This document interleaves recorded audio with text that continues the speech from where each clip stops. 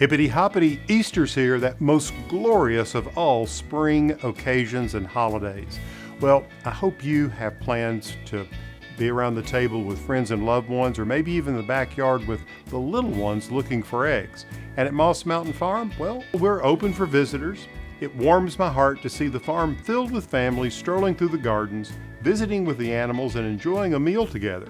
I hope you'll make plans to come sometime. Everyone's invited. Just be sure you go to my website to reserve your space. In this special holiday Easter episode, I want to share with you 5 tips that will be sure to put you in the spirit of the season. Starting with natural ways to dye Easter eggs, an outdoor tablescape that would be great for any spring party, a centerpiece that Bugs Bunny would go crazy for, a mustard crusted lamb recipe that will make you your mom's favorite child, and finally, a visit to a rabbit show where people put on exhibition their show rabbits. Yes, that it actually is a real thing. And it's as cute as it sounds. You're gonna love it. Now, if you're enjoying my videos, and I really hope you are, please subscribe to my channel. And if you want to get notifications when new episodes go up, just ring the bell. Now, let's get started, and you have a wonderful Easter.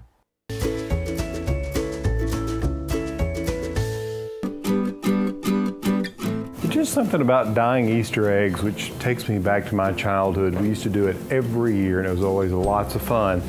But I have to say, back then we used a lot of artificial food coloring.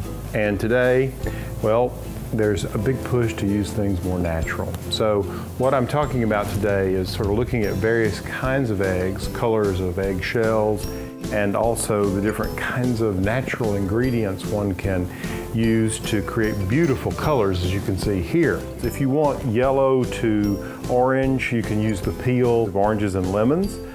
If you're wanting something that has a pinkish color, almost purple color to it, you can use red cabbage, you can use red onion skins. Beets are perfect. If you want green, spinach, chopped spinach works really well. You can also go to the spice rack, and there are many options there. For instance, here's paprika, and just look at the color of the eggs that this paprika has produced here. Very beautiful indeed. So if you're using eggs that are laid by hens that lay a brown egg, you're going to get a darker color. What I like to do is boil the eggs for about 10 minutes and then let them cool. And these are still slightly warm. This is really simple. You want to take 4 cups of chopped cabbage or 4 cups of chopped beets, whatever it happens to be. You got to stick with one color, otherwise you're going to end up with a big mess. And you're going to have a quart of boiling water going, and you drop those vegetables in there, and you let them cook about 15 minutes. And then you let them simmer for about another 15. And what you're trying to do is basically get all of the pigment out of the leaves of these vegetables. All right, now, in this case, we're moving to the spice rack, and we're going to use paprika. And with these spices, they're very intense. And so for paprika or cumin or coffee, any of these spices, you want to use 2 tablespoons.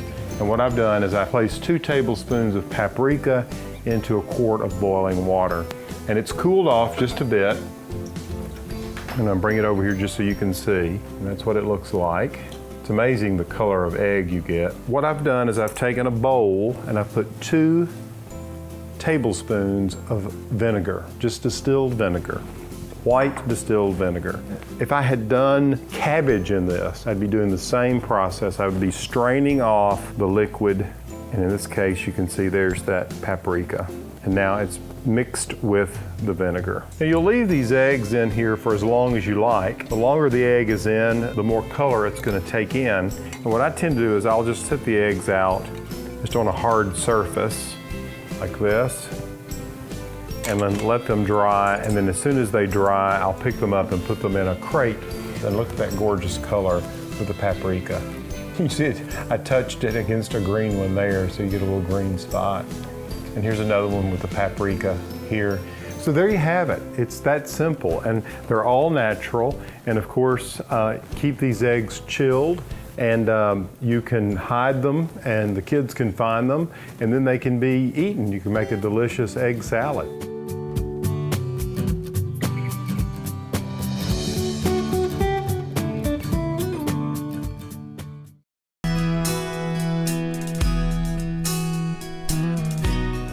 I have so enjoyed putting this tablescape together. It's really been a lot of fun. There's so many of my favorite flowers and favorite things represented here. And I don't just mean all these beautifully dyed Easter eggs, of which there are probably 15 to 18 different colors, and the tulips, and of course these really fun alliums, which everyone wants to know about. They're the perfect conversation piece. It's actually an allium, an ornamental onion called Allium schubertii. It looks like something from outer space. I just love them, and they dry beautifully. Well, anyway, back to the tablescape. You can see that they're placed in these little vases or little inkwells that I've picked up at estate sales and yard sales and so forth, as did these napkins. Just look at them. They're vintage from, look like about 1975, and they were $1 a piece. And the colors, well, they work beautifully here. So as you can see, the color theme here is lavender to purple with accents of, well, all the Easter colors, but plenty of golden eggs and mauve colored eggs and so forth. And then 2 tones of tulips in the bubble vases on either side. The white plates and tableware are on these rustic placemats, which I think work beautifully with this rustic old farm table and the benches. And of course the centerpiece, well, this is a basket that I found in a secondhand shop. It had already been painted this wonderful color of purple, and I thought, you know, I've got to save that for the Easter table. Hey, it all came together to make the perfect centerpiece for this Easter celebration. And just look at all those eggs that we created together.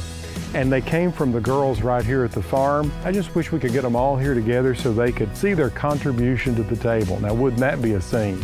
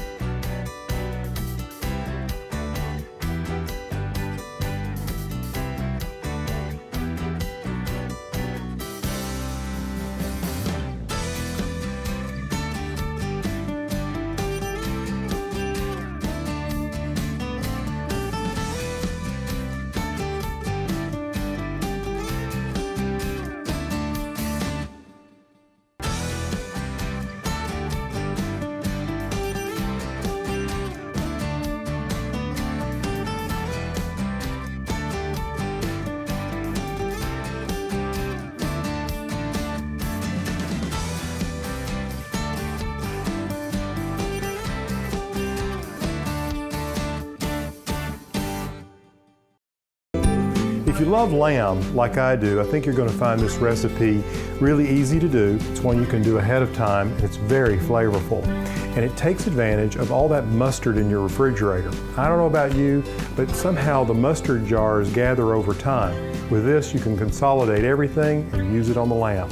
What I'm doing is I'm starting out with 2 racks of lamb with 8 bones in each one of them, you can see here. Now, what I'm going to do to create this mustard and herb crusted lamb is to take the mustard. In this case, we're going to use a half a cup. And as I mentioned, you can take all those mustards and mix them together. This is a Dijon mustard, but you can have a coarse grain mustard mixed with, you know, just a typical hot dog mustard mixed with the Dijon mustard, and goes on and on and on. And then what you want to do is take some minced garlic, 1 tablespoon of that, and then 1 tablespoon of fresh thyme leaves. Here we go. And then all of this gets mixed together, and it will be applied to the lamb in just a moment. Now, to make this a crusted lamb, we're going to take a cup of Italian breadcrumbs and 2 tablespoons of olive oil. Now, what I'm going to do is I'm just going to brown these breadcrumbs over medium heat here. There's the 2 tablespoons of olive oil. Just want to get the oil nice and hot. Now you want to make sure that you turn the oven on at 425, because we're going to cook the lamb for about 25 to 30 minutes at 425. You know, lamb is really a lot easier to cook than you think. A lot of people are intimidated by cooking it, but it's really not that difficult, and you'll see that with this recipe. Okay, I'm ready to add the breadcrumbs.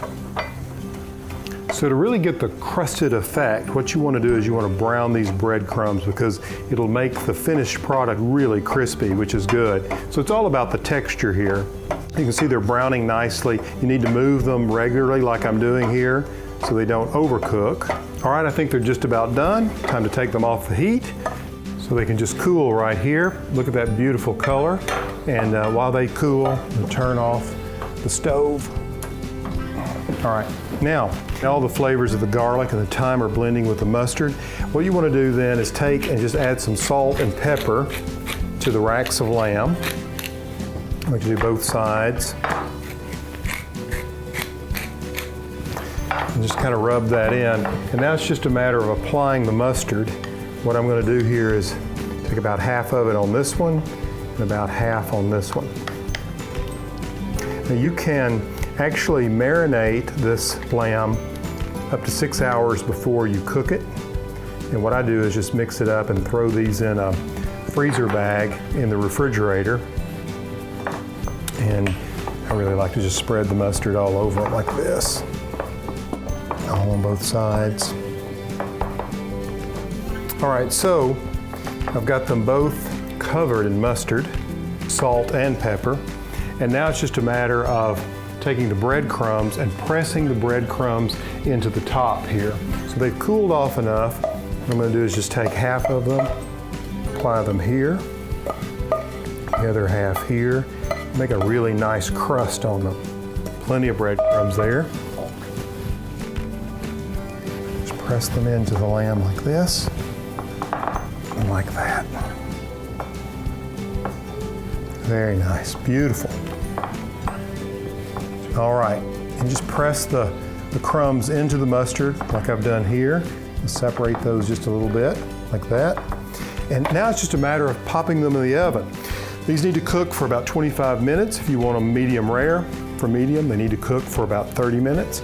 And they need to be served as soon as you take them out of the oven. They are so good. It's one of the easiest lamb recipes you'll ever try. And I hope you will give it a try. All right, in the oven you go.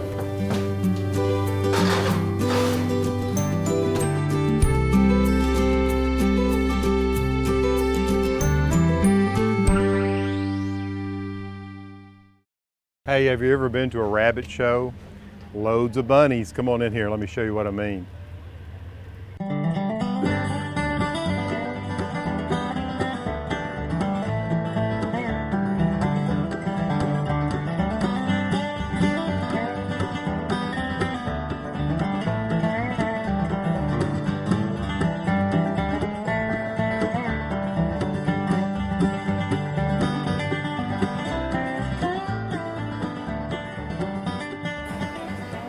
This rabbit barn is full of cuteness. I don't know, I just have an affection for bunny rabbits. They're so beautiful. And there's so many choices to choose from if you're interested in raising rabbits. That's what I said, raising rabbits. It's really easy and it doesn't take a lot of space, and they're great for kids, kids of all ages, even little youngsters that can begin raising some of the smaller, very calm rabbits.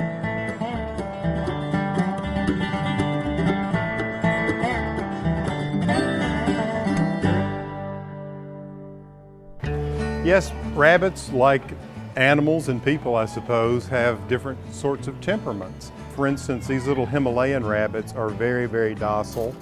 They're great for kids. Come here. They don't mind being picked up. Oh, don't be a squirmy baby. And if you hold them where they feel secure and safe and comfortable, they'll just kick back and relax, just like this little bunny.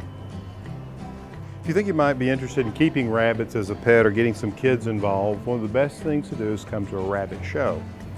Here you will meet judges of rabbits, you'll meet lots of people who are passionate about raising rabbits, and of course you'll meet a lot of wonderful bunny rabbits like this one. Oh yes, George, you're a wonderful little bun. Like the rabbit people say, there's a rabbit for everybody, a rabbit that'll fit your personality. They really don't require a lot of food, although some of these rabbit exhibitors have some of their own recipes for food for their rabbits that really make their coats slick and shiny and puts them at an advantage in the show ring. So there's a lot of judging going on here today, and some of these kids are going to walk out with grand champion ribbons. The most surprising thing you might learn in a rabbit barn is that rabbits can even be housebroken, just like a puppy. Hey, if you like this video, comment below and subscribe to my channel.